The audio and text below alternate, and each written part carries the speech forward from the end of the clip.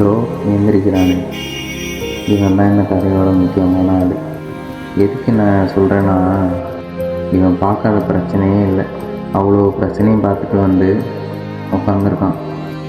இவனுக்கு எல்லா நம்பிக்கையும் போயிடுச்சுன்னு வாழ்க்கையை விட்டுட்டான். இப்போ வர கதையில் இவன் எப்படி வாழ போகிறாங்கிறது தான் இந்த கதையோட ஆரம்பம்.